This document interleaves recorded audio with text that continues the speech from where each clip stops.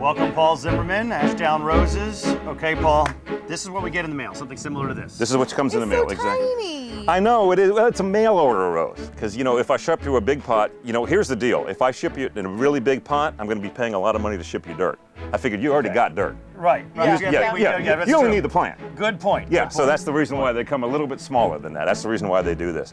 The thing when people get mail order plants for the first time, and this is yours. Thank you. This is yours. Thank you. And they get them and they think, well, you know, if I put this right in the ground, is it a good idea or is it not a good idea? And it actually isn't.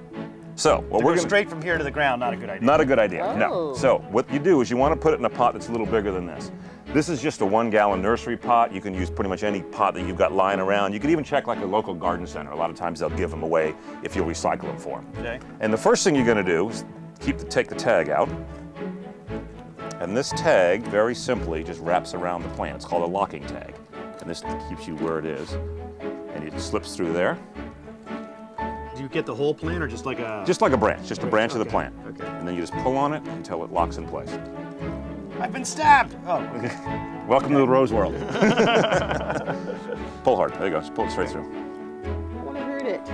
You won't. Okay. Roses are a lot tougher than you think. So this Okay. is, even though it looks small, it's not really, really fragile and sensitive. I mean, I can touch it and stuff. Oh yeah, Not yeah. like- You can touch it and you can do anything you want with it. Yeah. Yeah, yeah. I know people are always like, oh, it's gonna break. Right, right, Yeah. right. No, they're actually quite tough. We've been growing these on for quite a while. So they've got a good sized root ball. All right, now, so what we're gonna do next is we're gonna go ahead and transfer it into this 1-gallon pot. The reason that allows it to get a bigger root ball. So when it goes into the ground, it's just got more roots to be able to take up nutrients and stuff like that. So that's the reason we Okay. do that. So first step, take the rose, put your hands over the soil, Over the soil. tip it upside down, Uh-huh. and if you squeeze the pot gently, it should just slip right out. Ta-da! Well done. Oh, you're good. I am good. Hey, I'm good too. You got it. Yeah, Yeah, it's yeah. kind of like the shell game.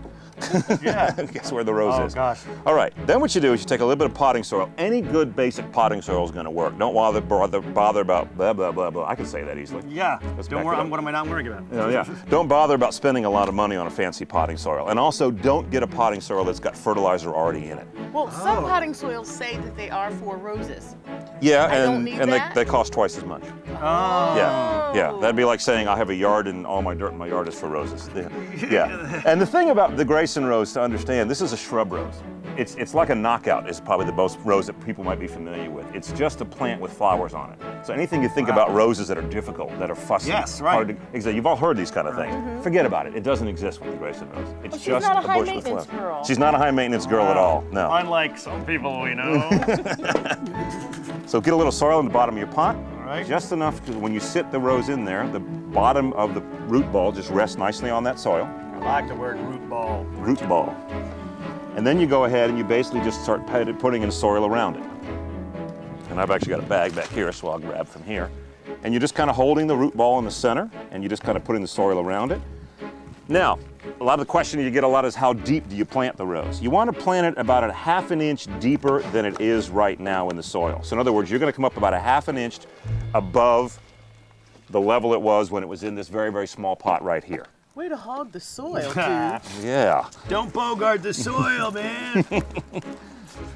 I brought plenty. When you say it's above, okay, so you're making it higher than it was on this one. In other Yeah. words, this was down like tight against there and you want it to be, No, what I meant was, let me slip yours back out Okay. again. Let me explain that again. Okay. yeah.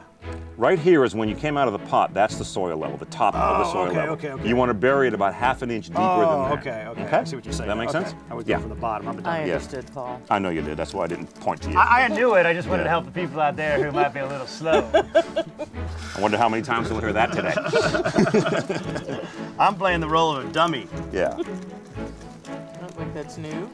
Yes, exactly. I get paid well to be a dummy. Okay, and then you just kind of, I'm shaking the soil just to kind of get it settled in. I'm not packing it in. I'm not worried about Oh, that. don't pack it, okay. Yeah, don't really pack it. I'm just going to kind of shake it in there a little bit. Okay. Yeah, you got a little bit more in there. Wow. Yeah. Yeah, this is not complicated. And the idea behind this is now this thing is in a nice pot. It's a little bit bigger. It can get a root ball. You want to keep it in a sunny location. You also want to make sure you water it, you know, obviously. What I always tell people, roses don't like water like every day. They like infrequent deep watering, which means you soak it, let it dry out, soak it, let it dry out. Okay. A lot of times, and one of the signs you'll see, if the leaves start going yellow, that can actually be more from overwatering than underwatering. Okay. Okay. So soak it, set it and forget it. Ha! There you go. Yeah, precisely. And let it dry out. Exactly. And then just let it grow. And it's about 8 to 9, 10 weeks or something like that. If you're in an area where you're going to have some freezes coming up, because we are starting to ship these in the fall, if you're going to get a freeze, bring it into a sunroom, or bring it into the garage. Just get it out of the cold wind. That's the most important thing. Okay. So this is the first step in this rose. You want to go ahead and get it in here, get it in this pot. We're going to let it grow on for 8 to 10 weeks to get a nice root ball. You could add some organic fertilizer to this, something that feeds slowly over time, but you don't want to use any of those liquid products that make it grow too fast. Always think with plants, you grow the roots first, then you grow the top. Gotcha. Okay? Okay. That's the first step. Now we're going to take you and to show you exactly where we want to put it in the yard. Okay.